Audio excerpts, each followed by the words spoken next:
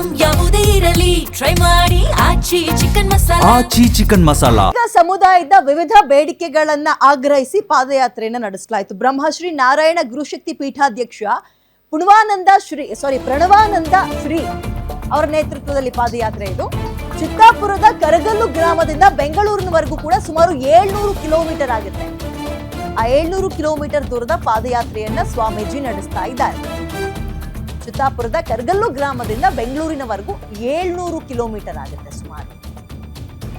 ಇದೀಗ ಸದ್ಯ ನೆಲಮಂಗಲವನ್ನ ಪ್ರಣವಾನಂದ ಶ್ರೀಗಳ ಪಾದಯಾತ್ರೆ ತಲುಪಿದೆ. ಬೆಂಗಳೂರಿನ ಪ್ರವೇಶ ಮಾಡ್ತಾ ಇದ್ದಂತೆ ಪಾದಯಾತ್ರೆಗೆ ಪೊಲೀಸರು ತಡೆ ಕೊಟ್ಟಿದ್ದಾರೆ. ಸ್ವಾಮೀಜಿ ಸೇರಿ ಜೊತೆಗಿದ್ದವರನ್ನೂ ಕೂಡ ದೇವಸ್ಥಾನದ ಆವರಣಕ್ಕೆ ಪೊಲೀಸರು ಕರ್ಕೊಂಡು ಬಂದಿದ್ದಾರಂತೀಗ. ಬೆಂಗಳೂರು ವಲಯದಲ್ಲಿ ಪಾದಯಾತ್ರೆ ಮಾಡದಂತೆ ಮನವಿ ಮಾಡ್ತಾ ಇದ್ದಾರೆ. ಅಡಕಮಾರನಹಳ್ಳಿ ಆಂಜನೇಯ ದೇವಸ್ಥಾನದಲ್ಲಿ ಇದೀಗ ಸ್ವಾಮೀಜಿ ಮತ್ತು ಅವರ ಜೊತೆಯಲ್ಲಿದ್ದವರೆಲ್ಲರೂ ವಾಸ್ತವ್ಯ ಹೂಡಿದ್ದಾರೆ. ಸೇಂದಿ ಮಾರಾಟ ಉದ್ಯೋಗವನ್ನ ಕಳೆದುಕೊಂಡ ಕುಟುಂಬಕ್ಕೆ 5 ಎಕರೆ ಜಮೀನು, ಈಡಿಗ ಸಮುದಾಯವನ್ನ ಪರಿಶಿಷ್ಟ ಪಂಗಡಕ್ಕೆ ಸೇರಿಸಬೇಕು, ಹೀಗೆ ಕೆಲವೊಂದು ಬೇಡಿಕೆಗಳನ್ನು ಇಟ್ಕೊಂಡು ವಿಧಾನಸೌಧದ ಮುಂದೆ ಬ್ರಹ್ಮಶ್ರೀ ನಾರಾಯಣಗುರು ಪುತ್ಥಳಿಯನ್ನ ಪ್ರತಿಷ್ಠಾಪನೆ ಮಾಡಿ, ಅಂದ್ರೆ ಆ ಒಂದು ಬೇಡಿಕೆ ಕೂಡ ಇದೆ, ಬ್ರಹ್ಮಶ್ರೀ ನಾರಾಯಣ ಗುರು ಅವರ ಪುತ್ಥಳಿಯನ್ನ ಪ್ರತಿಷ್ಠಾಪನೆ ಮಾಡಬೇಕು ಅಂತ. ಹೀಗೆ ಕೆಲವೊಂದು ಬೇಡಿಕೆಗಳಿದ್ದಾವೆ, ಅವನ್ನ ಈಡೇರಿಸಬೇಕು ಅನ್ನೋ ಕಾರಣಕ್ಕೆ ಇವರು ಸತತ 700 ಕಿಲೋಮೀಟರ್ ಈ ಒಂದು ಪಾದಯಾತ್ರೆ ಮಾಡಿರೋದು. ಬೆಂಗಳೂರು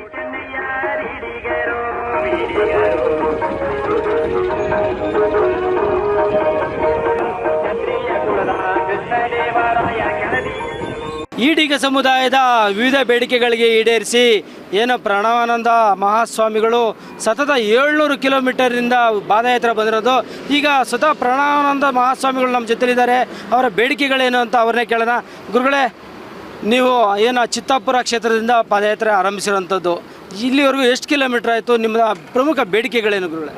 ನೋಡಿ, ಈಗಾಗಲೇ ಇವತ್ತಿನ 36ನೇ ದಿನದ ಪಾದಯಾತ್ರೆ 700 ಕಿಲೋಮೀಟರ್ ಪೂರೈಸಿದ್ದೀವಿ. ಆದ್ದರಿಂದ 18 ಬೇಡಿಕೆಗಳು ಸರ್ಕಾರದ ಮುಂದೆ ಇಟ್ಕೊಂಡಿದ್ದೀವಿ. ಅದರಲ್ಲಿ ಪ್ರಮುಖವಾಗಿರ್ತಕ್ಕಂಥ ಬೇಡಿಕೆಯನ್ನು ಈಡಿಗ ಸಮುದಾಯವನ್ನು ST ಮೀಸಲಾತಿಗೆ ಸೇರಿಸಬೇಕು.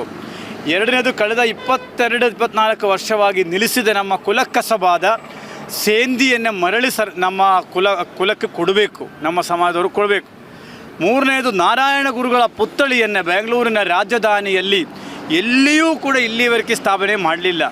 ಕಾಂಗ್ರೆಸ್ನ ಮುಖಂಡರು ಒಂದು ನಿಮಿಷಕ್ಕೆ 10 ಸಲ ಹೇಳುತ್ತಾರೆ ನಾರಾಯಣ ಗುರು ಅಂತಂದರೆ, ನಾರಾಯಣ ಗುರುಗಳ ಪುತ್ಥಳಿ ಇಲ್ಲಿವರೆಗೂ ಮಾಡಲಿಲ್ಲ. ಅದರಿಂದ ನಾರಾಯಣ ಗುರುಗಳ ಪುತ್ಥಳಿಯನ್ನೇ ರಾಜ್ಯದ ರಾಜಧಾನಿಯಲ್ಲಿ ಮಾಡಬೇಕು. ಕಾಂಗ್ರೆಸ್ಸಿನ ಚುನಾವಣೆ ಮ್ಯಾನಿಫೆಸ್ಟೋಲ್ಲಿ ಹೇಳಿದಾಗ ವರ್ಷಕ್ಕೆ 250 ಕೋಟಿ ರೂಪಾಯಿ ನಾವು ನಿಗಮಕ್ಕೆ ಕೊಡ್ತೀನಿ ಅಂದರು. ಇಲ್ಲಿವರೆಗೂ ನಾರಾಯಣ ಗುರು ನಿಗಮಕ್ಕೆ 1 ರೂಪಾಯಿಯನ್ನೇ ಕೊಡಲಿಲ್ಲ. ನಾರಾಯಣ ಗುರು ನಿಗಮಕ್ಕೆ 500 ಕೋಟಿ ಹಣೆಯನ್ನು ಕೊಡಬೇಕು ಅಂತಕ್ಕಂಥದ್ದು.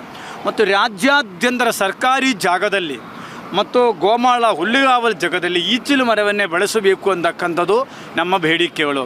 ಆದ್ದರಿಂದ ಆ 10-18 ಮತ್ತು 12ನೇ ಶತಮಾನದ ಅನುಭವ ಮಂಟಪದಲ್ಲಿದ್ದ ಈಡಿಗ ಶರಣರಾಗಿರ್ತಕ್ಕಂಥ ಹೆಂಡದ ಮಾರಯ್ಯ ಹಾಗೂ ಈಡಿಗರ ಅಕ್ಕಮ್ಮ ಇವರ ಜಯಂತಿ ಮತ್ತು ಇವರ ಐಕ್ಯ ಸ್ಥಳಕ್ಕೆ ಪ್ರಾಧಿಕಾರವನ್ನು ಮಾಡಬೇಕು. ಹೀಗೆ ಹಲವಾರು ಬೇಡಿಕೆಯನ್ನು ಇಟ್ಕೊಂಡಿದ್ದೀವಿ. 18 ಬೇಡಿಕೆಯಲ್ಲಿ 6 ಬೇಡಿಕೆ ಪ್ರಮುಖವಾಗಿ ಇಟ್ಕೊಂಡಿದ್ದೀವಿ. ಈಗ ನಾನು ಹೇಳಿದಿರಲ್ಲ, ಇದು ಒಂದು ವೇಳೆ ಸರ್ಕಾರಿ ಈಡೇರಿಸಲಿಲ್ಲ ಆದರೆ ಫ್ರೀಡಮ್ ಪಾರ್ಕಿಂದ ಎದ್ದೇಳುವ ಪ್ರಶ್ನವನ್ನೇ ಇಲ್ಲ. ಅಮರಣ ಅಂತ ಉಪವಾಸ ಸತ್ಯಾಗ್ರಹವನ್ನೇ ಫ್ರೀಡಮ್ ಪಾರ್ಕಲ್ಲಿ ನಾಳೆ ಸಾಯಂಕಾಲದಿಂದ ಪ್ರಾರಂಭ ಮಾಡುತ್ತೇನೆ.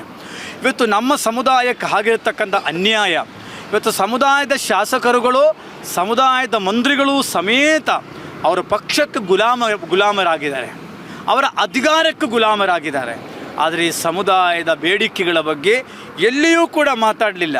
ಇವತ್ತು ಬಸನಗೌಡ ಯತ್ನಾಳ್ ಹಿಂದೂ ಹುಲಿ ಇದ್ದಾರೆ, ಜೊತೆ ವೀರಶೈವ ಹುಲಿ ಇದ್ದಾರೆ. ಲಕ್ಷ್ಮೀ ಹೆಬ್ಬಾಳ್ಕರ್ ಎಲ್ಲರೂ ಕೂಡ ಅವರ ಸಮಾಜಕ್ಕೋಸ್ಕರ ಎಲ್ಲರೂ ಹೋರಾಟ ಮಾಡಿದ್ದಾರೆ. ಪೂಜ್ಯ ಆದಿಚುಂಚನಗಿರಿ ಸ್ವಾಮೀಜಿ ಮೀಟಿಂಗ್ ಕರೆದಾಗ ನಾರಾಯಣಗೌಡರು, DK ಶಿವಕುಮಾರ್, ಕುಮಾರಸ್ವಾಮಿಯವರು, CT ರವಿ, ಶೋಭಾ ಕರಂದಲ ಎಲ್ಲರೂ ಹೋಗಿ ಕೂತ್ಕೊಂಡ್ರು. ಆದರೆ ನಮ್ಮ ಸಮುದಾಯದ ರಾಜಕಾರಣಿಗಳಿಗೆ ನೈತಿಕತೆ ಅಂತಕ್ಕಂಥವ್ರಿಗೆ ಇಲ್ಲ. ಸಮುದಾಯದ ಕೋಟ ಬೇಕು, ಸಮುದಾಯದ ಓಟು ಬೇಕು, ಸಮುದಾಯ ಬೇಡ ಅಂತಕ್ಕಂಥದ್ದು ಅವರ ನಿಲುವು. ಈ ನಿಲುವಿನ ವಿರುದ್ಧವೂ ಕೂಡ ಈ ಪಾದಯಾತ್ರೆ ಬರೀ ಸರ್ಕಾರದ ಬೇಡಿಕೆ ಈಡೇರಿಸೋಕ್ಕೋಸ್ಕರ ಅಲ್ಲ.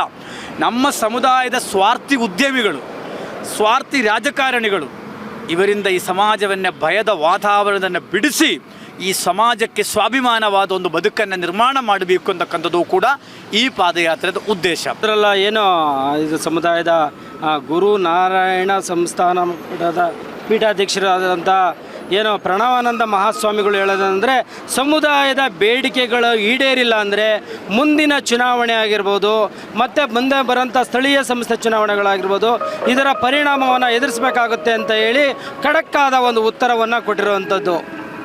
ಮೂರ್ತಿ, ನೆಲಮಂಗಲ, ಗ್ಯಾರಂಟಿ ನ್ಯೂಸ್.